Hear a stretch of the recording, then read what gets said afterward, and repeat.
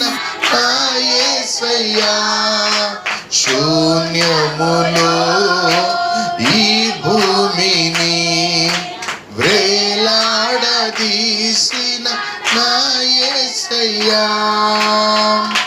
నీకే వందనం, నీకే వందనం, నీకే వందనం, నీకే వందనం. నజరేయుడా నా యేసయ్యా, ఎన్ని యుగాలకైనా ఆరాధ్య దైవము నీవేనని గళమెత్తి నీ కీర్తినే చాటెదాం. నజరేయుడా నా యేసయ్యా, ఆకాశ గగన అగాధ సముద్రాలకు నీవే ఎల్లలు వేసితివి, అగాధ సముద్రాలకు నీవే ఎల్లలు వేసితివి, జలములలో బడి నే వెళ్ళినా, జలములలో బడి నే వెళ్ళినా చేయవు నా యేసయ్యా, నన్నేమి చేయవు నా యేసయ్యా, నీకే వందనం, నీకే వందనం, నీకే వందనం, నీకే వందనం. నజరేయుడా నా యేసయ్యా, ఎన్ని యుగాలకైనా ఆరాధ్య దైవము నీవేనని గళమెత్తి నీ కీర్తి నే చాటెదాం. నజరేయుడా నా యేసయ్యా, సియోను శిఖరాగ్రము నీ సింహాసనమాయెనా, సియోను శిఖరాగ్రము నీ సింహాసనమాయెనా,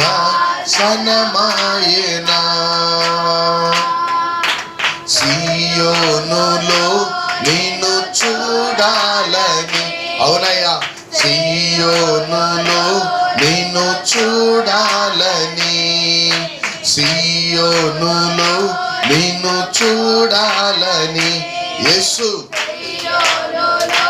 నిన్ను చూడాలని, సియోనులో నిన్ను చూడాలని, సియోనులో నిన్ను చూడాలని, సియోనులో నిన్ను, సియోనులో నిన్ను చూడాలని, సియోనులో నిన్ను, పరిశుద్ధుడా, సియోనులో నిన్ను చూడాలని, సియోనులో నిన్ను చూడాలని, సియోనులో నిన్ను చూడాలని, సియోనులో నిన్ను చూడాలని, సియోనులో నిన్ను చూడాలని, సియోనులో, సియోనులో నిన్ను చూడాలని, సియోనులో నిన్ను చూడాలని, సియోనులో నిన్ను, పరిశుద్ధాత్మ దేవుడా, సియోనులో నిన్ను చూడాలని, సియోనులో నిన్ను చూడాలని, సియోనులో నిన్ను చూడాలని, నా హృదయం ఆశపడుతున్నది నాయన. హల్లెలూయా, హల్లెలూయా, హల్లెలూయా, హల్లెలూయా, హల్లెలూయా. పరిశుద్ధాత్మ దేవుడా, పరిశుద్ధాత్మ దేవుడా, పరిశుద్ధాత్మ దేవుడా. Glory Jesus. Hallelujah, hallelujah, hallelujah, hallelujah, hallelujah, hallelujah. సియోనులో నిన్ను చూడాలని ఆశతో ఉన్నాను నా యేసయ్యా, ఆశతో ఉన్నాను నా యేసయ్యా. నీకే వందనం, నీకే వందనం, నీకే వందనం, నీకే వందనం. నజరేయుడా నా యేసయ్యా, ఎన్ని యుగాలకైనా ఆరాధ్య దైవము నీవేనని గళమెత్తి నీ కీర్తి నే చాటెదాన్. నజరేయుడా నా యేసయ్యా, ఎన్ని యుగాలకైనా ఆరాధ్య దైవము నీవేనని గళమెత్తి నీ కీర్తి నే చాటెదాం. నజరేయుడా నా యేసయ్యా. పరిశుద్ధాత్మ దేవుడు, గళమెత్తి నీ నామమును నేను కీర్తిస్తానయ్యా. ఆకాశ మహాకాశములను అందులో ఉన్న చరాచర సృష్టిని నోటి మాట చేత కలుగజేసిన సర్వశక్తుడానికి స్తోత్రాలు. ప్రభువా, సమస్తమునకు కారణభూతుడవు, సమస్తమునకు ఆధారభూతుడవు నీవే కదా నాయన. ఇదిగో ప్రభువా, ఈ దిన 36వ రోజు ఉపవాస ప్రార్థనలు మా శ్రేష్ఠ దేవుడవైన మా సృష్టికర్తమైనటువంటి మీతో మేము సహవాసం చేయటకు మీరు మాకు ఇచ్చిన ఈ గొప్ప సమయాన్ని బట్టి, ఈ గొప్ప ధన్యతను బట్టి ప్రభు నీకు వందనాలు చెల్లిస్తున్నా. ఈ సమయంలో ప్రభు ఎంతమంది బిడ్డలనైనా యథార్థమైనటువంటి హృదయాలతో మిమ్మును స్తుతిస్తున్నారు, గణపరుస్తున్నారు, ఆరాధిస్తున్నారు, మిమ్మును తమలోనికి ఆహ్వానిస్తున్నారు. వారి జీవితాల్లో ఇప్పుడే నీ శక్తి గల కార్యములను జరిగించమని వేడుకొనుచున్నారు. ప్రభువా, నీ శక్తి గల కార్యాలు బిడల జీవితంలో జరుగునుగాక. బిడల ప్రతి తలంపులు నాయన, ప్రతి ఆలోచనలు ప్రభు మీరై ఉందురుగాక, మీరు మాత్రమే ఉందురుగాక. వేరొక తలంపులు, వేరొక ఆలోచనలు బిడ్డల్లో ప్రవేశించకూడదు నాయన. నీవు మాత్రమే ఉండాలి, నీ మహిమ మాత్రమే మాలో ప్రకాశించాలి, నీ మహిమ మాత్రమే మా జీవితాల్లో ప్రకాశించాలి. ప్రభు మీరన్నారు, లెమ్ము తేజరిల్లుము, తేజరిల్లుము, యెహోవా మహిమ నీపై ప్రకాశించుచున్నది. యెహోవా మహిమ, యెహోవా మహిమ నీపై ప్రకాశించుచున్నది. ప్రభువా, నీ మహిమ ప్రకాశించాలి, నీ మహిమ ప్రకాశించాలి. నీ సన్నిధి కాంతిని ప్రకాశింపచ్చే ప్రభువా. ప్రతి హృదయం వెలిగించబడ, ప్రతి మనోనేత్రాలు వెలిగించబడ. మీరు వెలిగించండి, మీరు వెలిగించండి ప్రభు. ప్రతి మనోనేత్రములు యేసు నామములు వెలిగించబడునుగాక. ప్రభువా, సహాయం చేయండి నాయన. ప్రభువా, కృప చూపించండి, ప్రభువా, కృప చూపించండి. నీ సన్నిధి కాంతిని ప్రకాశింపచేయండి, నీ మహిమాత్మను ప్రకాశింపచేయండి. ప్రభువా, నీ సన్నిధిలో ప్రతి బిడ్డ వర్ధిల్లాలి నాయన. ఈ ఉపవాస ప్రార్థనల్లో ప్రతి బిడ్డ ప్రభువా నీ మహిమాత్మ చేత నింపబడాలయ్యా. ప్రతి శోధనలు, ప్రతి సమస్యలు, ప్రతి బలహీనతలు ప్రభువా బిడ్డలను నాయన కలవర పెట్టకూడదు ప్రభా, కలవర పెట్టకూడదయ్యా, బలహీనపరచకూడదు నాయన. ప్రభు 40 రోజుల ఉపవాస ప్రార్థనల్లో నీ అపవాదిని జయించావు. ఈ 40 రోజుల ఉపవాస ప్రార్థనల్లో అపవాదిని జయించే శక్తిని మీరు మాకు అనుగ్రహిస్తున్నారు. మీకు వందనాలు చెల్లిస్తున్నాను. అపవాది నాయన ఎవరెవరిని ప్రభు ఏ విధమైనటువంటి శోధనల చేత కుంగదీస్తున్నాడు, బలహీనపరుస్తున్నాడు, ఆధైర్యపరుస్తున్నాడు, ఆత్మీయ జీవితాన్ని పాడు చేసే ప్రయత్నాలు చేస్తున్నాడు. వాడి ప్రతి ఒక్క నాయన ఆలోచన, వాడి ప్రతి శోధన నిర్వీర్యమైపోవును గాక, యేసు నామములో లయపరచబడును గాక. ప్రభువా నీ శక్తి గల కార్యాలు, ప్రభువా నీ మహిమ గల కార్యములు నీ బిడ్డల జీవితంలో జరుగునుగా. ప్రభువా మీరు సహాయం చేయండి, మీరే కృప చూపించండి, మీ నామమునకు మహిమ తెచ్చుకోండి.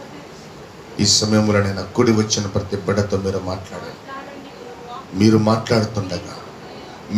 మాట్లాడుతుండగా నాయన ప్రతి హృదయం వెలిగించబడాలి, నీ ఆత్మ చేత వెలిగించబడాలి, నీ మహిమాత్మ చేత నింపబడాలి, నీ సాక్షుల బిడ్డలో వాడబడాలి. సహాయం చేయమని యేసు నామములో ప్రార్థిస్తున్నాం తండ్రి. ఆమేన్. Glory Jesus.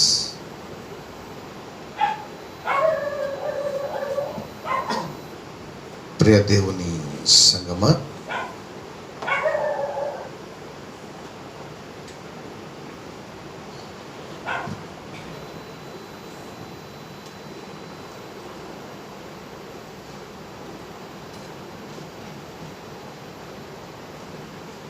దేవుని సముఖములో ఉన్నటువంటి ప్రతి ఒక్కరూ మన జీవితాల్ని ప్రభు చేతులకు సమర్పించుకుందాం. ఈ సమయంలో దేవుని వాక్యం నుంచి యోహాను సువార్త 6వ అధ్యాయం, యోహాను సువార్త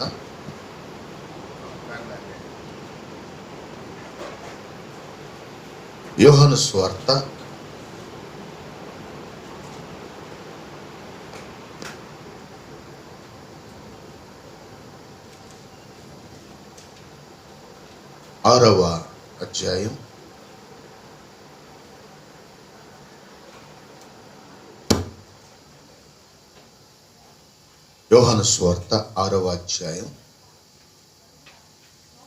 66వ వచనం నుండి 66వ వచనం నుండి నేను చదువుతాను, జాగ్రత్తగా వినండి. అప్పటి నుండి ఆయన శిష్యులలో అనేకులు వెనుక తీసి మరి ఎన్నడూను ఆయనను వెంబడింపలేదు. అప్పటి నుండి ఆయన శిష్యులలో అనేకులు వెనుక తీసి మరి ఎన్నడూను ఆయనను వెంబడింపలేదు. కాబట్టి యేసు, మీరు కూడా వెళ్ళిపోవాలని ఉన్నారా అని 12 మందిని అడుగగా, సీమోను పేతురు, ప్రభువా, ఎవని యొద్దకు వెళ్ళుదుము? నీవే నిత్య జీవపు మాటలు గలవాడవు, నీవే దేవుని పరిశుద్ధుడవని మేము విశ్వసించి ఎరిగి ఉన్నామని ఆయనతో చెప్పాను. ఈ మాటల్ని మనం కానీ ఆలోచన చేసినట్లయితే, యేసు ప్రభు శిష్యులు కేవలం 12 మంది మాత్రమే కాదు, కానీ దేవుని లేఖనాల్లో మనం కానీ పరీక్ష చేసినట్లయితే ఆయనను అనేక మంది వెంబడించారు. ఒక సందర్భములో 70 మంది శిష్యులు యేసు ప్రభువుని వెంబడిస్తూ ఉన్నారు. వీరు మాత్రమే కాకుండా ఇంకా అనేక మంది జనసమూహాలు కూడా యేసు ప్రభువుని వెంబడిస్తున్నారు. వీరందరూ యేసుని ఎందుకు వెంబడిస్తున్నారు అని మనం కానీ గమనిస్తే, ఆయన చేసేటువంటి స్వస్థత కార్యాల కొరకు కొంతమంది, యేసు ప్రభువు నుండి మేలులు పొందుకోవడానికి కొంతమంది ఏమో మేలుల్ని పొందుకోవడానికి వెంబడిస్తుంటే, కొంతమంది ఆయన ఏమేం చేస్తాడో చూడడానికి వెంబడించే వాళ్ళు కొంతమంది ఉన్నారు. చూడడానికి కొంతమంది, మేలుల్ని పొందుకోవడానికి కొంతమంది యేసుని వెంబడిస్తున్నారు. అయితే యేసుని ఎలా వెంబడించాలి అనేటువంటి విషయంలో యేసు ప్రభువు తన శిష్యుల్ని పరీక్షిస్తున్నాడు. మీరు నన్ను ఎందుకు వెంబడిస్తున్నారు? మీరు నన్ను ఏ ఉద్దేశంతో వెంబడిస్తున్నారు? నన్ను వెంబడించడం వెనక మీ ఆలోచన ఏమిటి అని యేసు ప్రభువు పరీక్షిస్తున్నాడు కొంతమందిని. ఆ పరీక్షలో చాలా మంది తేలిపోయారు. యేసు ప్రభు వారి యొక్క బోధలు వారు వింటూ ఉన్నప్పుడు, యేసును వెంబడించడములో ఉన్నటువంటి శ్రమలు, యేసును వెంబడించడములో ఉన్నటువంటి కష్టాలు, యేసును వెంబడించడములో ఉన్నటువంటి బలహీనతలు వారు గమనిస్తూ ఉన్నప్పుడు, చూడండి, అనేక మంది యేసును వెంబడించడానికి వెనుక తీసినట్లుగా మనం చూస్తూ ఉన్నాం. వారి జీవితాల గురించి, వారి సమర్పణ గురించి మనం కానీ గమనిస్తే, వారు ఆయనను విడిచిపెట్టి వెళ్ళిపోయారు. వారు మరి ఎన్నడూను ఆయనను వెంబడించలేదు. హల్లెలూయా. ఈ రోజుల్లో చాలా మంది యేసుని వారి జీవితంలో ఉన్నటువంటి అవసరతల కోసం వెంబడించేవాడు చాలా మంది ఉంటారు. దేనికోసం? అవసరతలు. అది స్వస్థతలు కావచ్చు, కుటుంబ సమస్యలు కావచ్చు, ఆర్థిక ఇబ్బందులు కావచ్చు, మానవ సంబంధమైనటువంటి భౌతిక సంబంధమైన అవసరాల్ని తీర్చుకోవడానికి. జ్వరం వచ్చింది, యేసు ప్రభు కావాలి. రోగాలు వచ్చాయి, యేసు ప్రభు కావాలి. కుటుంబంలో ఏదైనా సమస్యలు వచ్చాయి, యేసు ప్రభువు కావాలి. చీకటి శక్తుల చేత పీడించబడుతున్నారు, యేసు ప్రభువు కావాలి కదా. ఈ లోకములో యేసుని ఎందుకు వెంబడిస్తున్నావు అంటే, ఆయన్ని వారి అవసరాలకు వాడుకోవడానికి, యేసు ప్రభుని వారి అవసరాలకు వాడుకునేటువంటి వాళ్ళే ఎక్కువగా కనపడుతున్నారు. కానీ దేవుని చిత్తమును ఎరిగి ఆయనను వెంబడించేటువంటి వాడు, దేవుని యొక్క సార్వభౌమాధికారాన్ని గుర్తెరిగి, దేవుని యొక్క సర్వ జ్ఞానమును, దేవుని యొక్క సర్వశక్తిని గుర్తెరిగి, ఆయనే నిజమైన దేవుడని ఆయనగా వెంబడించేటువంటి వాళ్ళు చాలా తక్కువగా మనం కనపడుతుంటారు. హల్లెలూయా. చూడండి, మనకి బైబిల్ గ్రంథంలో కొంతమంది భక్తుల జీవితాల్ని ఎందుకు దృష్టాంతాలుగా వ్రాసి పెట్టారో తెలుసా? వారి జీవితాల్లో వారు వెళ్ళినటువంటి ఆ కోణము ఎటువంటిదో మనము గుర్తెరిగి, ఒకవేళ మనము అటువంటి పరిస్థితుల గుండా వెళుతున్నప్పుడు మనము ఆత్మీయ జీవితంలో జారిపోకుండా, ఆత్మీయ జీవితంలో పడిపోకుండా, మన ఆత్మీయ జీవితాల్ని సరిచేసుకొని బలపరుచుకొని ముందుకు సాగడానికి కొన్ని విషయాల్ని పరిశుద్ధాత్మ దేవుడు దృష్టాంతములుగా వ్రాసిపెట్టి ఉంచాడు. చూడండి, అటువంటి ఒక 2 దృష్టాంతాల్ని ఈరోజు పరిశుద్ధాత్మ దేవుడు మన ఆత్మీయ జీవితాల్ని బలపరచడానికి మాట్లాడడానికి ఆయన ఇష్టపడుతున్నాడు. చూడండి, దానియేలు గ్రంథములో షడ్రక్, మెషక్, అబేద్నెగో అనేటువంటి ఆ ముగ్గురు గురించి మనకు బాగా పరిచయం. ఈ ముగ్గురు వ్యక్తులు దేవుని వెంబడిస్తున్నారు. ఎందుకు వెంబడిస్తున్నారు వాళ్ళు దేవుని అని అంటే, ఆయనే నిజమైన దేవుడని వారు గుర్తించారు కనుక, ఆయన తప్ప వేరొక దేవుడు లేడు అన్నటువంటి విషయాన్ని వాళ్ళు గుర్తించారు కనుక వారు దేవుని వెంబడించడం ప్రారంభించారు. ఇప్పుడు దేవుడు వారి యొక్క విశ్వాస జీవితాన్ని పరీక్షించడానికి పూనుకున్నాడు. హల్లెలూయా. దేవుడు ఎవరిని కూడా ఊరికే ఆశీర్వదించడు. దేవుడు ఒక వ్యక్తిని ఆశీర్వదించాలంటే ఖచ్చితంగా ఆ వ్యక్తిని పరీక్ష గుండా నడిపిస్తాడు. హల్లెలూయా. చూడండి, లోకములో మనం కానీ గమనిస్తే ఒక క్లాస్ నుంచి మరొక క్లాస్కి ప్రమోట్ అవ్వాలంటే, మరొక క్లాస్కి వెళ్ళాలంటే ఖచ్చితంగా ఆ వ్యక్తులు పరీక్ష వ్రాయవలసిందే. ఖచ్చితంగా నీవు ఏం నేర్చుకున్నావు స్కూల్లోకి వెళ్ళి అనేదానికి యూనిట్ టెస్ట్లని, సప్లిమెంటరీ టెస్ట్లని ఇవన్నీ పెడతారు. ఎందుకు? క్వార్టర్లీ పరీక్షలు, హాఫ్ ఇయర్లీ పరీక్షలు, తర్వాత యాన్యువల్ పరీక్షలు ఇవన్నీ పెడతారు. ఎందుకు పెడతారు? నీ మేధస్సుని పరీక్షించడానికి. నువ్వు మొద్దువో, ఆర్డినరీ స్టూడెంటువో, మంచి క్లవర్ స్టూడెంటువో టీచర్లకు అర్థమవ్వాలి. అప్పుడే నీ మార్కుల స్థాయిని బట్టి నీకు మరో క్లాస్కి వెళ్ళడానికి అవకాశం ఉంటుంది. అదేవిధంగా నీ యొక్క ఆత్మీయ జీవితములో కూడా నీవు ఏ స్థాయిలో ఉన్నావు, వాక్యం వింటున్నావు, ప్రార్థన చేస్తున్నావు, ఆరాధన చేస్తున్నావు, ఇవి సరిపో. నీవు చేసేటువంటి ప్రార్థన స్థాయి ఎలా ఉంది, నువ్వు వినేటువంటి వాక్యపు స్థాయి ఎలా ఉంది, నువ్వేం నేర్చుకుంటున్నావు దేవుని వాక్యములో, ఎంత విశ్వాసాన్ని నేర్చుకుంటున్నావు, ఎంత సమర్పణ నువ్వు కలిగి జీవిస్తున్నావు. దేవుని కోసం నీవు ఒక శ్రమ అనుభవించవలసి వచ్చినప్పుడు, దేవుని కోసం నీవు ఒక నింద అనుభవించవలసి వచ్చినప్పుడు నీవు దేవుని కోసం ఎలా నిలబడతావు అనేటువంటి విషయాన్ని దేవుడు పరీక్షలో పెడతాడు. హల్లెలూయా. దేవుడు ఒక పెన్ను పేపర్ ఇచ్చి నేను రాయమని చెప్పడు. దేవుడు నీ చేతికి ఒక పెన్ను పేపర్ ఇచ్చి నీ సమర్పణ ఏంటో నువ్వు రాయి అని చెప్పడు.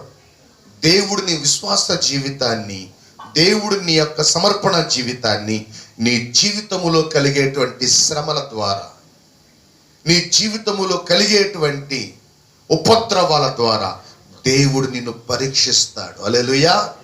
ఆ ఉపద్రవాలలో, ఆ శ్రమలలో నీ విశ్వాస జీవితం పరీక్షించబడుతుంది, నీ సమర్పణ జీవితం పరీక్షించబడుతుంది. నేను దేవుని కోసం ఏమైనా చేస్తానండి అని మాటలు చెప్పేవాడు దేవుడికి వద్దు. నిజంగా ఉపద్రవాల్లో దేవుని కోసం నిలబడగలిగేవాడు దేవుడికి కావాలి. హల్లెలూయా.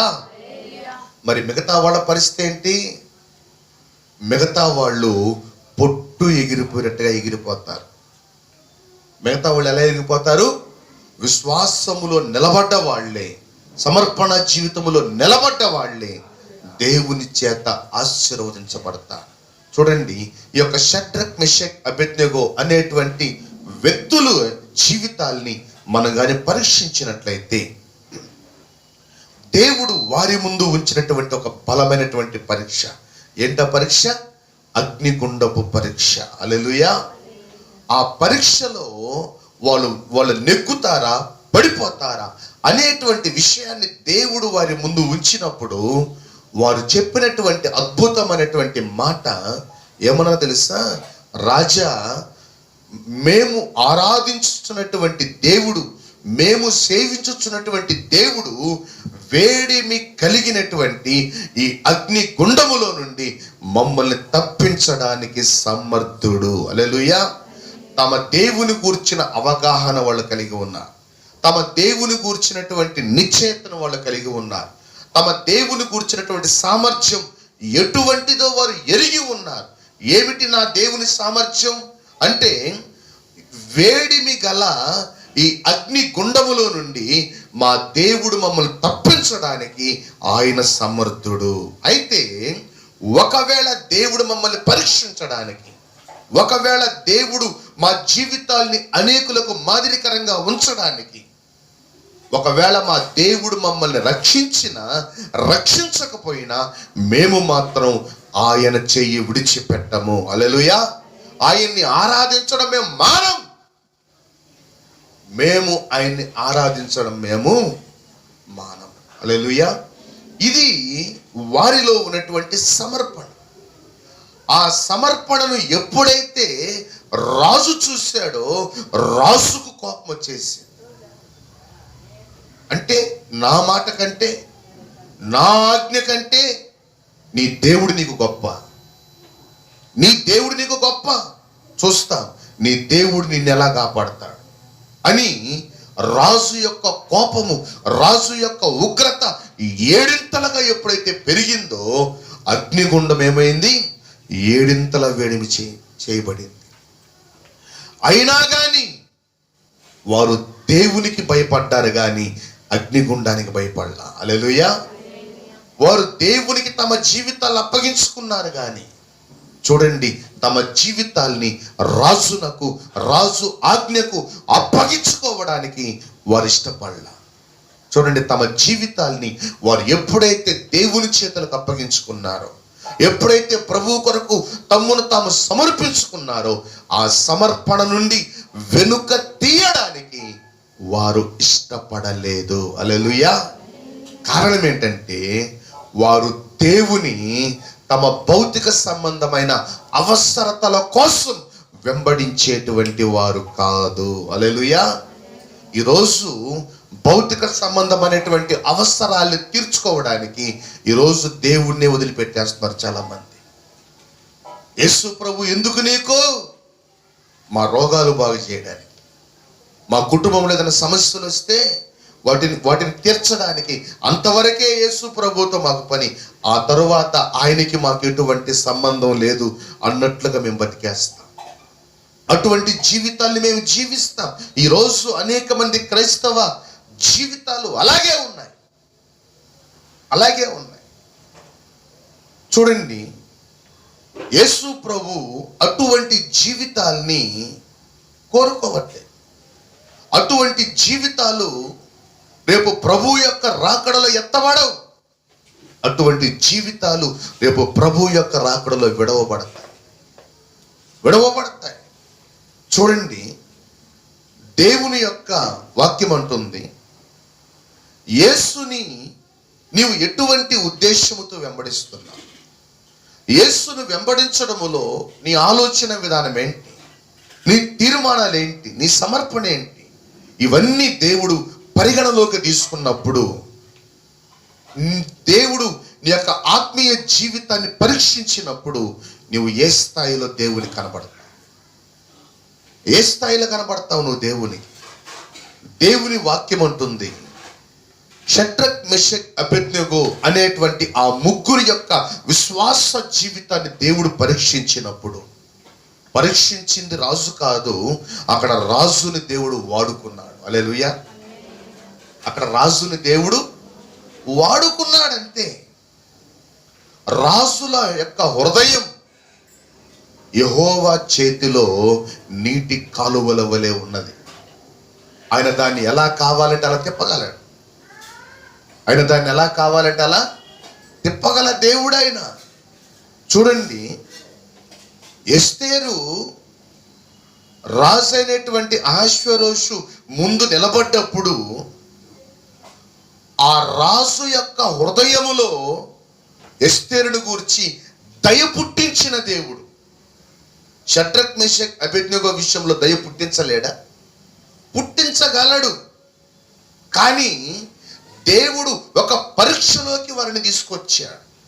వీరు ఎంత సమర్పణ జీవితాన్ని కలిగి ఉన్నారు, వీరి సమర్పణ ఎంత ఉంది అని దేవుడు వారిని పరీక్షించినప్పుడు ఆ సమర్పణలో వారు నిలబడ్డారు. హల్లెలూయా. అందుకని ఏమన్నారు వాళ్ళు? రాజా, వేడిమి గల ఈ అగ్ని గుండములో నుండి మా దేవుడు మమ్మల్ని తప్పించడానికి, మమ్మల్ని రక్షించడానికి ఆయన సమర్థుడు. ఆయన రక్షించినా రక్షించకపోయినా మేము మాత్రం నీ మాట వినమని నువ్వు గుర్తుపెట్టుకో. హల్లెలూయా. చూడండి, దేవుడా కుటుంబమా, దేవుడా నాయకుల, దేవుడా అధికారుల, దేవుడా ఈ లోక సంబంధమైన ఆజ్ఞల అనేటువంటి విషయానికి వచ్చినప్పుడు నీ సమర్పణ పరీక్షించబడుతుంది. హల్లెలూయా. నీ సమర్పణ పరీక్షించబడుతుంది. ఒక చిన్న ఎగ్జాంపుల్ చెప్తానండి. దేవునితో నీవు కొన్ని తీర్మానాలు చేసుకున్నావు, కొన్ని సమర్పణలు చేసుకున్నావు. ప్రభువా, నేను నీ కోసం ఇలా జీవిస్తాను, అలా జీవిస్తాను, ఇలా బతుకుతాను, అలా బతుకుతాను. నీకంటే ఈ లోకములో నాకు ఏది అక్కర్లేదు, ఏది అవసరం లేదు, నాకు నువ్వే కావాలి అనేటువంటి ఒక సమర్పణ నువ్వు చేసుకున్నావు దేవునితో. అది నువ్వు రోగాల్లో ఉన్నప్పుడు చేసుకున్నావు, నువ్వు ఆర్థిక సమస్యలతో ఉన్నప్పుడు చేసుకున్నావు, మరణకరమైనటువంటి బలహీనతలతో ఉన్నప్పుడు చేసుకున్నావు. ఎప్పుడో ఒకప్పుడు దేవునితో ఒక సమర్పణ అనేది ప్రతి మానవుడు చేసుకుంటాడు. అయితే నీవు చేసుకున్నటువంటి ఆ సమర్పణ విషయంలో దేవుడు నిన్ను పరీక్షించడం ప్రారంభిస్తాడు. ఎప్పుడు పరీక్షిస్తాడు? నీవు నీ రోగము నుండి విడుదల పొంది, నీ సమస్యల నుంచి విడుదల పొంది, నీ బలహీనతల నుంచి విడుదల పొంది, మరణము నుండి విడుదల పొంది, నీ లైఫ్ హ్యాపీగా సాగిపోతున్నప్పుడు ఒక్కసారిగా దేవుడు నిన్ను పరీక్షకు గురి చేస్తాడు. ఏం గురి చేస్తాడు? నీవు మరణ సమయములో ఉన్నప్పుడు, నీవు అనారోగ్యముతో ఉన్నప్పుడు, నీవు రోగాలతో మొత్తబడుతున్నప్పుడు, బలహీనతల చేత నువ్వు పట్టబడి ఉన్నప్పుడు, మరణకరమైనటువంటి ఇబ్బందుల గుండా నువ్వు వెళుతున్నప్పుడు నీవు చేసుకున్నటువంటి మొక్కుబడి, నీవు చేసుకున్నటువంటి సమర్పణ నీవు ఎంతవరకు నిలబెట్టుకుంటావు, ఎంతవరకు ఆ సమర్పణ నువ్వు కాపాడుకుంటావు అనేటువంటి విషయాన్ని దేవుడు పరీక్షించడం ప్రారంభిస్తాడు. ఎప్పుడు పరీక్షిస్తాడు తెలుసా?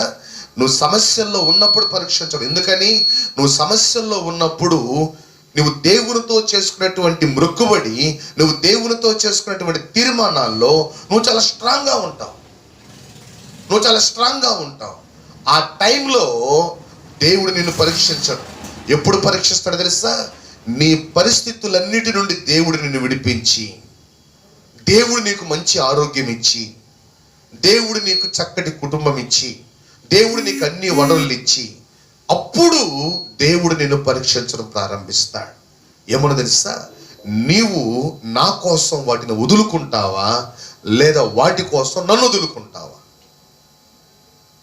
నా కోసం వాటిని వదులుకుంటావా, లేక వాటి కోసం నన్ను వదులుకుంటావా? చూడండి, మనుషులు అన్ని అనుకూలంగా అన్ని జరిగిపోతున్నప్పుడు దేవుని పక్కన పెట్టేస్తా. ఇప్పుడు కాదులే ప్రభువా, ఈసారి ఏదైనా సమస్య వస్తే, ఈసారి ఏదైనా రోగం వస్తే, ఈసారి ఏదైనా మరణకరమైనటువంటి ప్రమాదంలో నేను పడిపోతే అప్పుడు గుర్తు చేసుకుంటా మరలా నిన్నే. ఈలోపు పక్కన ఉండు. చీపురుతో ఎప్పుడు పని మనకి? చిమ్మేటప్పుడు. మిగతా టైంలో ఒక మూల పడేసి ఉంటాం దాన్ని కదా. దేవుడు అట్టే ఉన్నాడు మనకి. ఏదైనా సమస్య వస్తే దేవుడు కావాలి, అనారోగ్యం వస్తే దేవుడు కావాలి, మరణకరమైన పరిస్థితులు వస్తే దేవుడు కావాలి, ఆర్థికపరమైనటువంటి ఇబ్బందులు వచ్చి ఇక నేను బతకలేను అనేటువంటి పరిస్థితుల్లోకి వెళ్ళిపోయినప్పుడు అప్పుడు దేవుడు కావాలి, చీకటి శక్తుల చేత పీడించబడుతున్నప్పుడు దేవుడు కావాలి. మరి మిగతా సమయంలో దేవునికి నాకు ఎటువంటి సంబంధం లేదు అన్నట్లుగా బ్రతికేస్తున్నాం. కానీ దేవుడు నిన్ను పరీక్షలోకి తీసుకొచ్చినప్పుడు, దేవుడు నిన్ను పరీక్షలోకి తీసుకొచ్చినప్పుడు, దేవుడు నీకు అన్నీ ఇచ్చి అప్పుడు శోధిస్తాడు. దేవుడు నీకు అన్నీ ఇచ్చి అప్పుడు శోధిస్తాడు. నువ్వు అప్పుడు ఎవరిని ప్రేమిస్తావు? నీ భర్తన, నీ బిడ్డలనే, నీ అన్నదమ్ముల్నే, నీ అక్క చెల్లెలనే, నీ కుటుంబాన్నే, నీ వయస్సునే, నీ ఆరోగ్యాన్నే, డబ్బున, ఉద్యోగ వ్యాపారాలన, దేన్ని ప్రేమిస్తావు? నువ్వు నన్ను ప్రేమిస్తావా, వాటిని ప్రేమిస్తావా? తెలుసుకో అని దేవుడు నీ ముందు పెట్టినప్పుడు నీ సమర్పణ తేలిపోతుంది. హల్లెలూయా. నీ సమర్పణ తేలిపోతుంది. ఈరోజు ఇక్కడ ఉన్నటువంటి వాళ్ళల్లో, ఈరోజు మనం చూస్తున్నటువంటి వాళ్ళల్లో కొంతమంది ఈరోజు భూమి మీద లేరు. కొంతమంది పోయి సంవత్సరం 40 రోజుల ఉపవాస ప్రార్థనలో ఉన్న వాళ్ళు ఈరోజు భూమి మీద లేరు. ఎందుకు లేరు? చూడండి, దేవుడు మన జీవితాల్ని కొన్ని పరీక్షల గుండా నడిపిస్తాడు. నీ మరణ సమయములో నువ్వు దేవునితో చేసుకున్న తీర్మానాలు నువ్వు నెరవేర్చగలగాలి. హల్లెలూయా. ఆ తీర్మానాల నుండి, ఆ సమర్పణ నుండి నిన్ను ఎలా తప్పించాలా అని అపవాది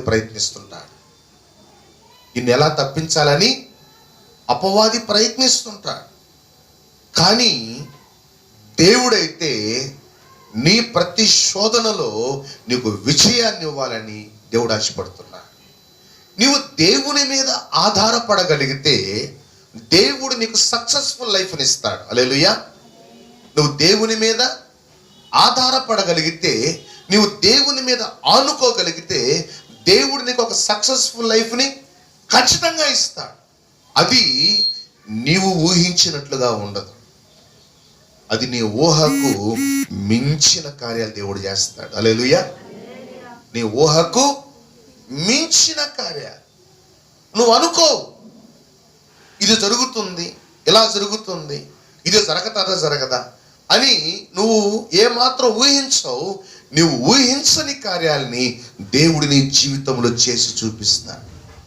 అది దేని ద్వారా తెలుసా? నీవు దేవునితో చేసుకున్నటువంటి తీర్మానాలు, నీవు దేవునితో చేసుకున్నటువంటి సమర్పణలో నీవు నిలబడినప్పుడు. హల్లెలూయా. తప్పిపోయినప్పుడు కాదు. తప్పిపోవడం చాలా ఈజీ, కానీ నిలబడటమే చాలా కష్టం. తప్పిపోవడం చాలా ఈజీ, కానీ నిలబడటమే చాలా కష్టం. చూడండి, ఈ షడ్రక్, మెషక్, అబేద్నెగో అనేటువంటి వీళ్ళు రాజు యొక్క మాట విని దేవుణ్ణి వదిలేసుకుంటే పరిస్థితి ఏంటి పరిస్థితి? ఏదో ఒక ఆర్డినరీ లైఫ్ జీవించి ఉండేవాళ్ళు భూమి మీద. కానీ వాళ్ళు దేవుని కోసం ఎప్పుడైతే నిలబడ్డారో ఆ దేవుడు ఆ రాజు వారి ముందు సాష్టాంగ పడేటట్లుగా చేశాడు. హల్లెలూయా. ఏమన్నాడు? వీరి దేవుడు పూజార్హుడు, ఈ భూమి మీద వీరి దేవుని వంటి వాడు ఇంకొకడు లేడు అని ఆ రాజే ఆ దేవుని కనపరిచేటట్లుగా చేశారు. కారణం ఎవరు? వారిలో ఉన్న సమర్పణ జీవితం. చూడండి, అందుకనే దేవుని సంగమా, ఈ రోజుల్లో క్రైస్తవ జీవితంలో దేవుడు ఒక సమర్పణను చూడడానికి ఆశపడుతున్నాడు. దేవుని యొక్క సముఖములో నీవు ఎటువంటి తీర్మానాలు కలిగి నువ్వు దేవుణ్ణి వెంబడిస్తున్నావు? ఎటువంటి తీర్మానాలు కలిగి ఉన్నావు నువ్వు దేవునితో? దేవుడు ప్రతి దాన్ని కూడా ఖచ్చితంగా పట్టించుకునేవాడై ఉన్నాడు. చూడండి, ఇస్సాకు దగ్గర నుంచి, తండ్రి ఇంటి నుంచి యాకోబు పారిపోతున్నటువంటి యాకోబు బేతేలు అనేటువంటి స్థలము దగ్గర దేవునితో ఒక మొక్కుబడి చేసుకున్నాడు, ఒక తీర్మానం చేసుకున్నాడు.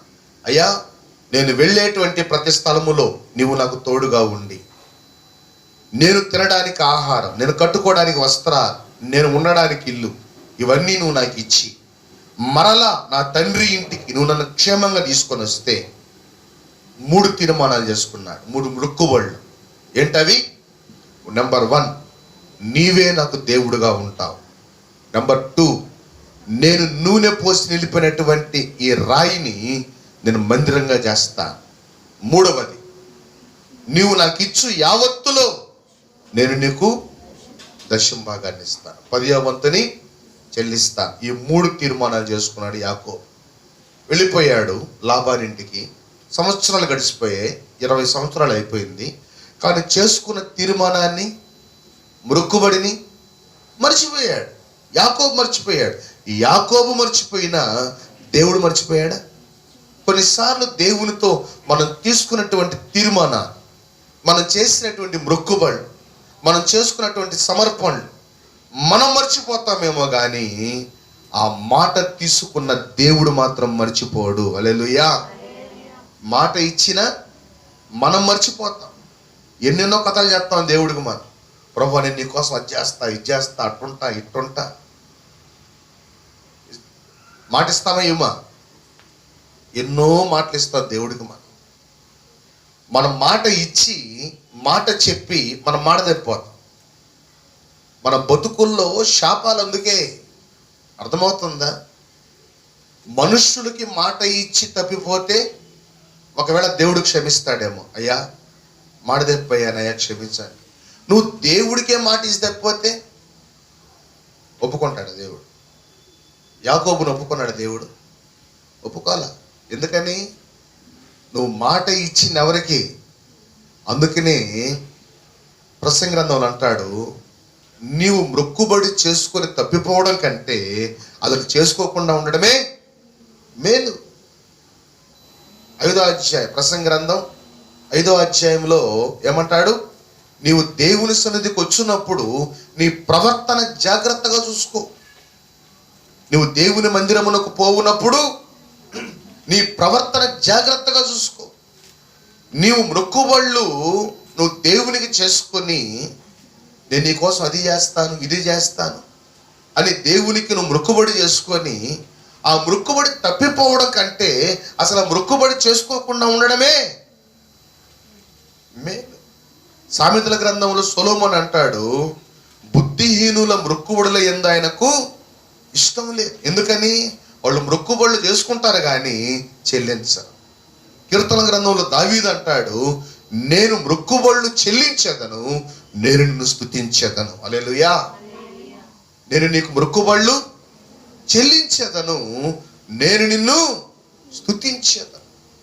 దావీదు దేవునితో ఏమేమైతే మొక్కుబడులు చేసుకుంటున్నాడో, ఏమేమైతే సమర్పణ చేసుకుంటున్నాడో వాటిని చెల్లించడానికి దావీదు ఆతురపడేవాడు. హల్లెలూయా.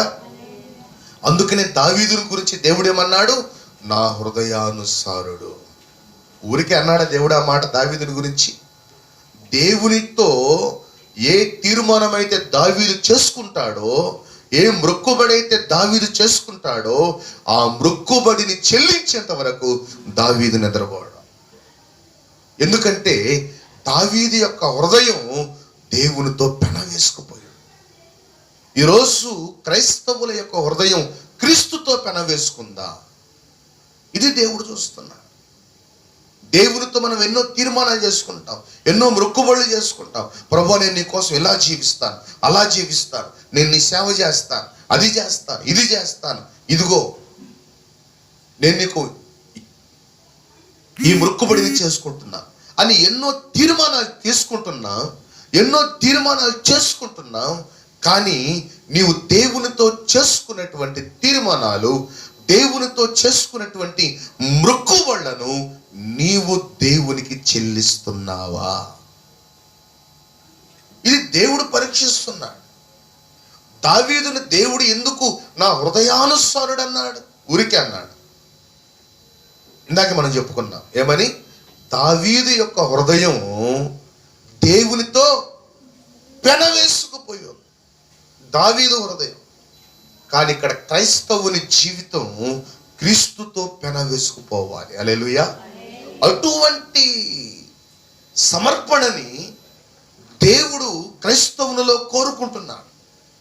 క్రైస్తవునిలో కోరుకుంటున్నాడు.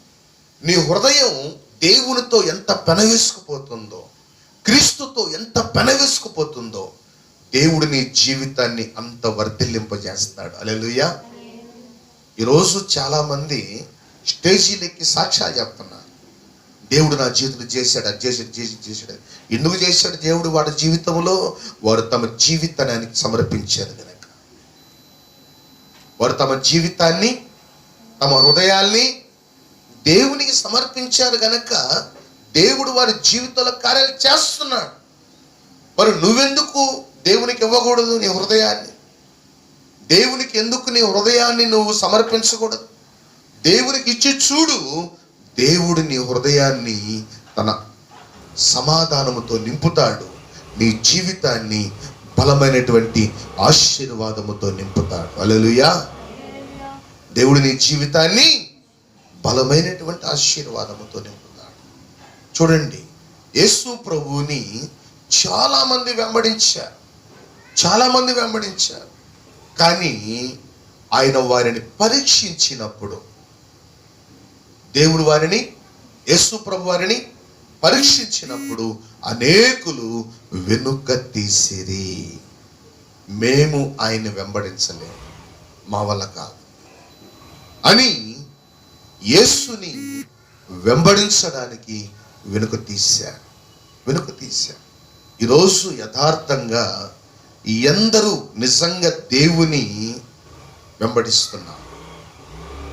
ఈ రోజుల్లో అనేకులు దేవుడు ఇచ్చేటువంటి ఆశీర్వాదాల కోసం, అంటే భౌతిక సంబంధమైనటువంటి ఆశీర్వాదాల కోసం వెంబడించే వాళ్ళే కానీ దేవునిని దేవునిగా వెంబడించే వాళ్ళు చాలా తక్కువగా ఉన్నారు. కానీ ఆ గుంపులో నీవు చేరకూడదు. హల్లెలూయా. ఆ గుంపులో ఎందుకో తెలుసా? భౌతిక సంబంధమైన వాటి కోసం వెంబడించే వాళ్ళు లోకస్తులు. వాళ్ళ దృక్పథం ఎప్పుడు దేని మీద ఉంటుంది? భౌతిక సంబంధమైన వాటి మీదనే. దేవుడు మాకేం పెడతాడు, దేవుడు మాకేం ఇస్తాడు, ఇస్తేనే దేవుడు లేకపోతే కాదు అన్నట్లుగా వారి తలంపులు, వారి ఆలోచనలు ఉంటాయి. చివరికి వారు పొందుకునేది ఏంటి? మరణం, నరకం. వారి హృదయంలో సమాధానం ఉంటుందా? వారి కుటుంబాల్లో మనశ్శాంతి ఉంటుందా? ఉండదు. పొర్రపాటును కూడా ఉండదు. ఎందుకని? అసలు సమాధానం ఇచ్చే దేవుడే అక్కడ లేడు. సమాధానం ఎలా వస్తుంది? ఆనందాన్ని ఇచ్చే దేవుడే అక్కడ లేడు. ఆనందం ఎలా వస్తుంది? అందుకనే నీ జీవితాన్ని నువ్వు దేవునికి అప్పగించుకో. చూడండి, పేతురు ఒక మాట అంటున్నాడు అక్కడ, నిన్ను విడిచి మేమెక్కడికి వెళ్ళగలం? నువ్వు దేవుని పరిశుద్ధుడవు. హల్లెలూయా. యేసు ప్రభు అంటున్నాడు, మీరు కూడా నన్ను విడిచి వెళ్ళిపోవాలని ఉన్నారా? వెళ్ళిపోతారా? ఏం బలవంతం లేదు, వెళ్ళే పని వెళ్ళిపోండి. హల్లెలూయా. కానీ పేతురు ఏమన్నాడు? నిన్ను విడిచి మేమెక్కడికి వెళ్ళగలం? చూడండి ఎంత అద్భుతమైనటువంటి స్టేట్మెంట్ని పేతురు ఇస్తున్నాడు. సీమోను పేతురు, ప్రభువా ఎవని యొద్దకు వెళ్ళుదుము? నీవే నిత్య జీవపు మాటలు గలవాడవు. నీవే నిత్య జీవపు మాటలు గలవాడవు. నీవే దేవుని పరిశుద్ధుడవని మేము విశ్వసించి ఎరిగి ఉన్నామని ఆయనతో చెప్పాను. మరి ఈరోజు దేవుడు అడుగుతున్నాడు, మరి నీ స్టేట్మెంట్ ఏంటి? మరి నీ సమర్పణ ఏంటి? చూడండి, ఈరోజు ఇండిపెండెన్స్ డే కదా, ఆగస్టు 15. ఇండిపెండెన్స్ అంటే స్వాతంత్ర దినోత్సవం. ఏ సంవత్సరంలో వచ్చింది స్వాతంత్రం మనకి?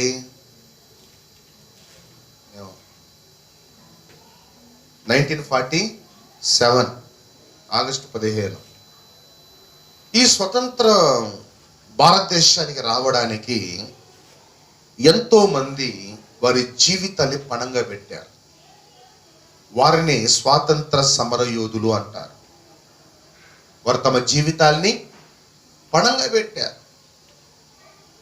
పణంగా పెట్టి ఎంతో మంది ప్రాణత్యాగాలు కూడా చేశారు. ఎందుకు? దేశ స్వతంత్రం కోసం. భారతదేశము ఆంగ్లేయుల పాలన నుండి విడిపించబడాలి, బానిసత్వము నుండి విడిపించబడాలి అని ఎంతో మంది త్యాగమూర్తులు తమ జీవితాల్ని పణంగా పెట్టి రక్తాల్ని కూడా చిందించినటువంటి వాళ్ళు ఉన్నారు. భగత్ సింగ్, సుభాష్ చంద్రబోస్ ఇట్లాంటి వాళ్ళు తమ జీవితాల్ని దేశం కోసం త్యాగం చేశారు. తమ ప్రాణాల్ని దేశం కోసం త్యాగం చేశారు. ఎందుకు? భారతదేశము స్వతంత్ర దేశముగా ఉండాలి, బానిసత్వపు సంఖ్యలు తెగిపోవాలి అనేటువంటి ఉద్దేశంతో తమ జీవితాల్ని, తమకున్నటువంటి సుఖాల్ని కూడా వాళ్ళు త్యాగం చేసి అడవుల్లో ఉండి బ్రిటిష్ వాళ్ళ కళ్ళల్లో పడకుండా వారు ఎంతో త్యాగాలు చేసి మనకి స్వతంత్రాన్ని తీసుకొచ్చారు. మనకి స్వతంత్రాన్ని తీసుకొచ్చారు. అయితే బాగా గమనించండి, భారతదేశపు స్వాతంత్రం కోసం ఆ దేశము ఆంగ్లేయుల పాలన నుండి విడిపించబడాలి అని, భారతదేశపు స్వతంత్రం కోసం వాళ్ళు అన్ని త్యాగాలు చేస్తే సాతాను శక్తుల నుండి నీ కుటుంబం విడిపించబడాలని నువ్వెన్ని త్యాగాలు చేస్తున్నావు దేవుని సన్నిధిలో? ఏమండి, నీ పాపాన్ని త్యాగం చేయగలుగుతున్నావా? నీ చెడు హృదయాన్ని త్యాగం చేయగలుగుతున్నావా? విడిచిపెట్టగలుగుతున్నావా? దేవుని కోసం ఒక సమర్పణతో జీవించేటువంటి మనస్సును నువ్వు కలిగి ఉన్నావా? ఎందుకు నీ కుటుంబం సాతాను శక్తుల చేతి నుంచి, ఆ బానిసత్వపు సంఖ్యల నుంచి ఎందుకు విడిపించబడటం లేదు? పోరాడుతున్నావు, ప్రభువా నా కుటుంబాన్ని విడిపించయ్యా. దేని నుండి? సాతాను సంఖ్యల నుంచి, ఆర్థిక సంఖ్యల నుంచి, అనారోగ్యపు సంఖ్యల నుంచి విడిపించే దేవుడు నీకు తోడుగా ఉన్నాడు. విడిపించే దేవుడేమో నీకు తోడుగా ఉన్నాడు. సంఖ్యలు మాత్రం దిగటం లే, సంఖ్యలు మాత్రం విడిపోవడం లే. ఎందుకని? నీలో సమర్పణ లేదు, నీలో త్యాగం లేదు. నీలో సమర్పించుకొని ప్రభు పక్షంగా నిలబడు. పేతురు వలె దేవుడు నిన్ను బలమైన సాధనముగా వాడుకుంటాడు. హల్లెలూయా. దేవుడు నిన్ను బలమైన సాధనంగా నిన్న వాడుకుంటాడు. ఈరోజు ప్రతి క్రైస్తవ కుటుంబంలో క్రీస్తు కేంద్రముగా ఉండి ఆ కుటుంబాన్ని దేవుడు ఆశీర్వదించాలని కోరుకుంటున్నాడు. కానీ దేవుని కోసం నువ్వెంత నిలబడుతున్నావు? దేవుని కోసం నువ్వు నీ జీవితంలో ఏమి వదులుకోగలుగుతున్నావు? ప్రియ దేవుని సంగమా, ఈరోజు నీ కుటుంబానికి దేవుడు స్వాతంత్రాన్ని ఇవ్వాలని ఆశపడుతున్నాడు. వేటి నుండి? భారతదేశానికి స్వాతంత్రం వచ్చింది, కానీ నీ ఆత్మీయ జీవితానికి స్వాతంత్రం ఉందా? ఇంకా అపవాది బంధకాలలో, సాతాను బంధకాలలో, పాపపు బంధకాలలో ఇంకా బంధించబడి ఉన్నావా? వాటి నుండి బయటికి రావాలంటే నీ శక్తి సామర్థ్యాలు సరిపోవు. హల్లెలూయా. దేవునితో ఒక తీర్మానం తీసుకో. ప్రభువా, నువ్వు నాలోనికి రా, నేను నీ కోసం ఇలా జీవిస్తా. నువ్వు నాతో ఉండు, నేను నీ కోసం ఇలా చేస్తా. దేవునితో ఒక తీర్మానం తీసుకో. దేవుడు నీ ఆత్మీయ జీవితాన్ని బలపరచి ప్రతి బంధకాల నుండి నిన్ను విడిపించి నీకైనా క్షేమాన్ని దయచేసి నీకు నిజమైన ఆనందాన్ని దేవుడు అనుగ్రహిస్తాడు. హల్లెలూయా. జెండాలో పట్టుకొని తిరిగినంత మాత్రాన సంతోషం వస్తుందా? దాన్ని అనుభవించినప్పుడు, ఆ స్వాతంత్రపు హక్కుని అనుభవించినప్పుడు సంతోషం వస్తుంది. క్రైస్తవులుగా పాటలు పాడినంత మాత్రాన సంతోషం రాదు. ఉజ్జీవంగా చప్పట్లు కూడా ఎగిరినంత మాత్రాన సంతోషం రాదు. ఎప్పుడు వస్తుంది? ఆ బంధకాల నుండి నిజంగా నువ్వు విడిపించబడినప్పుడు ఆ సంతోషాన్ని, ఆ ఆనందాన్ని నువ్వు అనుభవించగలవు. అందుకని దేవుడు నిన్ను ఆ బంధకాల నుండి విడిపించి నిజమైన ఆనందాన్ని, నిజమైన సమాధానాన్ని నీకు ఇవ్వాలని దేవుడు ఆశపడుతున్నాడు. ఆ బంధకాల నుండి నువ్వు విడిపించబడాలంటే దేవునితో ఒక తీర్మానం తీసుకో, దేవునితో ఒక సమర్పణ చేసుకో. ఆ సమర్పణతో ముందుకెళ్ళు, దేవుని యొక్క మహిమను నువ్వు అనుభవిస్తావు. ప్రార్థన చేసుకుందాం, ప్రార్థన చేసుకుందాం. దేవుని సంగమా, ఈ సమయములో దేవుని సముఖములో ఉన్నటువంటి నీవు ఇప్పటి వరకు నీ జీవితములో నువ్వు ఏం పోగొట్టుకున్నావో, నువ్వు ఏం కోల్పోయావో, వాటన్నిటిని ప్రభువు నుండి పొందుకోవడానికి దేవునితో ఒక తీర్మానం తీసుకో. ఇప్పటి వరకు దేవునితో ఎన్ని తీర్మానాలు చేసుకున్నావు, ఎన్ని మొక్కుబడులు చేసుకున్నావు? ఆ మొక్కుబడులన్నీ నువ్వు దేవునికి చెల్లించావా? నీ మొక్కుబడులు నువ్వు దేవునికి చెల్లించావా? నీ దేవునికి నువ్వు ఇచ్చావా? ఎక్కడ తప్పిపోతున్నావు? ఎక్కడ జారిపోతున్నావు? ఒక్కసారి ఆలోచించు. నీ జీవితంలో నిజ దేవుని నువ్వు కలిగి ఉన్నావు, కానీ ఆ దేవుని నుండి వచ్చే ఆశీర్వాదాలను అనుభవించగలుగుతున్నావా? ఆ దేవుని నుండి వచ్చే నిజమైన దీవెనల వర్షాన్ని నువ్వు పొందుకోగలుగుతున్నావా? నువ్వెక్కడ తప్పిపోతున్నావు? సరి చేసుకో సంగమా. నువ్వెక్కడ జారిపోతున్నావు? సరి చేసుకో. దేవుని మహిమ నీలో ప్రకాశించాలి. నీ సమర్పణ ఎక్కడ తప్పిపోతున్నావు? దేవునితో నువ్వు చేసుకున్న నిబంధన ఎక్కడ తప్పిపోతున్నావు? దావీదు యొక్క హృదయం దేవునితో పెనవేసుకున్నట్లుగా నీ హృదయం క్రీస్తుతో పెనవేసుకుంటుందా? నీ హృదయం క్రీస్తుతో పెనవేసుకుని ఉందా? ఎలా ఉంది నీ జీవితం? ఒక్కసారి ఆలోచించు. నీ జీవితం ఎలా ఉంది?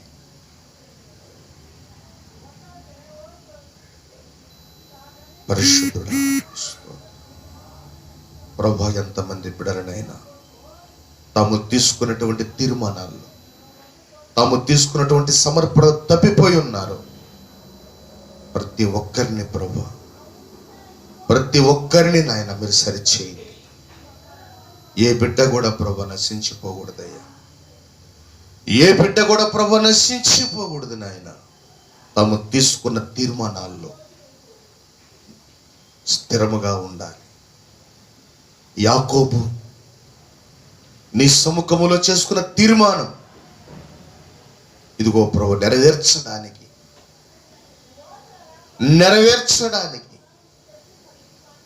అతడు ప్రభు వెనకంజ వేసి ఉన్నప్పుడు యాకోబును దర్శించి తను తీసుకున్నటువంటి సమర్పణ, తను తీసుకున్నటువంటి నిర్ణయాలను యాకోబునకు గుర్తు చేసి ఆ మొక్కుబళ్ళు యాకోబు చెల్లించేటట్లుగా నీవు అతను ప్రేరేపించావు. నీకు స్తోత్రాలయ్యా. ఈ సమయములనైనా ఈ 36వ రోజు ఉపవాస ప్రార్థనలో నీ బిడ్డల్ని ప్రభువా నీ వాక్యము ద్వారా మీరు సరిచేస్తున్నందులకు నీకు స్తోత్రాలు. ఈ యొక్క ఉపవాస ప్రార్థనలోనైనా ప్రతి బిడ్డ సరిచేయబడాలి. తాము తీసుకున్న తీర్మానాలు, తాము చేసుకున్నటువంటి మొక్కుబళ్లలో, తాము చేసుకున్నటువంటి సమర్పణలలో ఎక్కడ తప్పిపోయి ఉన్నారు, ఎక్కడ బలహీనపడిపోయి ఉన్నారు, ఎక్కడ జారిపోయి ఉన్నారు, ప్రతి బిడ్డనైనా తమ తీర్మానాల్లో నిలబడ్డానికి సహాయం చేయండి. తాము చేసుకున్నటువంటి మొక్కుబళ్లలో నాయన బిడ్డలు ప్రభువా నిలబడి ఆ మొక్కుబళ్ళు మీకు చెల్లించున్నట్లుగా, మీకు ఇచ్చినటువంటి మాటను నెరవేర్చున్నట్లుగా మీరు సహాయం చేయమని వేడుకొనిచున్నాను. ఏ బిడ్డలు ప్రభువా ఎక్కడెక్కడ తప్పిపోయి ఉన్నారో సరి చేసుకోవడానికి సహాయం చేయండి. అపవాది నాయన నీ బిడ్డలు ప్రభువా మీతో చేసుకున్న మొక్కుబళ్ళు చెల్లింపనివ్వకుండా ఆటంకపరుస్తుండగా, అడ్డుకుంటుండగా, వారి ఆత్మీయ జీవితాన్ని బలహీనపరుస్తుండగా వాడి తంత్రములను ప్రభువా మీరు వెళ్ళగొట్టమని వేడుకొనొచ్చున్నాం.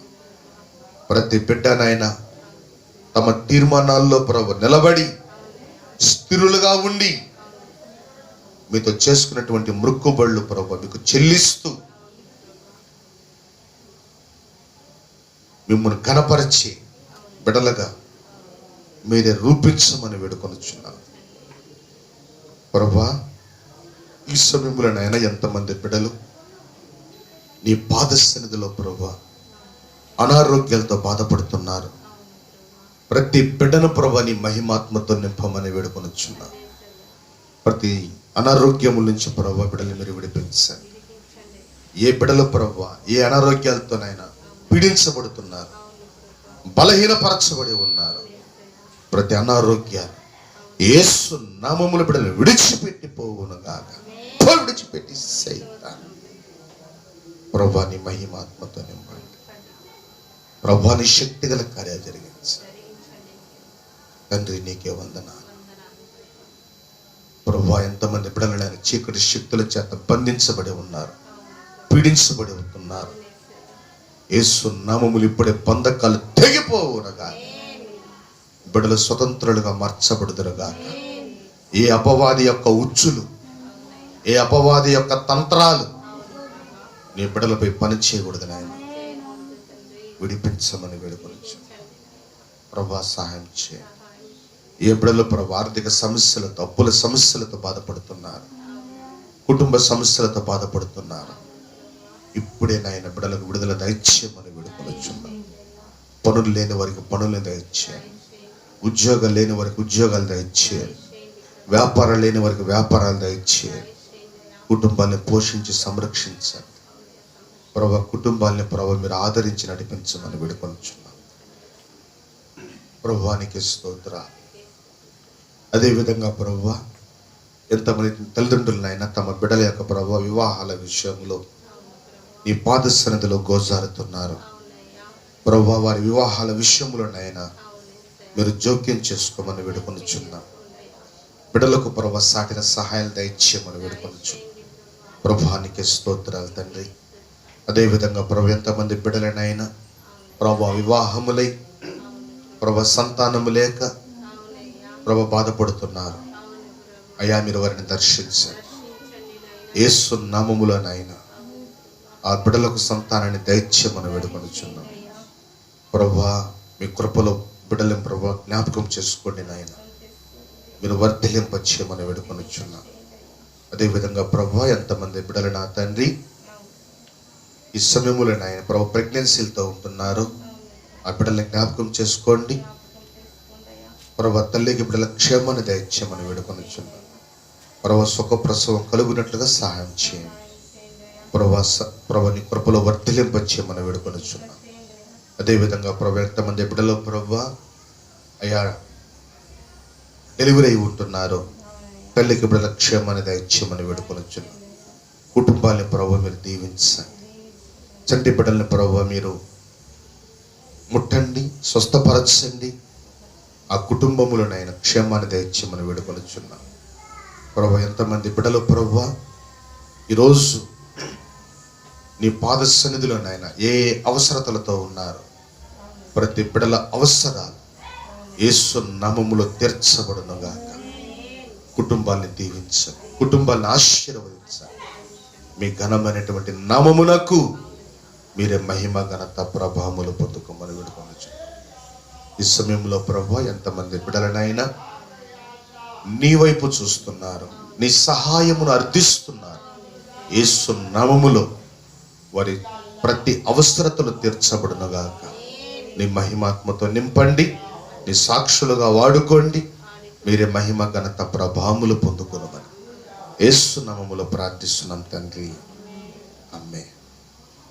మన తండ్రి అయిన దేవుని ప్రేమ, మన ప్రభువును రక్షకుడైనటువంటి యేసుక్రీస్తు వారి దేవుని మన కృపా కనికరములు, పరిశుద్ధాత్మ దేవుని అనిన సహవాసం, కాపుదల, భద్రత కూడి ఉన్న మనకు సకల పరిశుద్ధులు సదాకాలం తోడే ఉన్న గాక.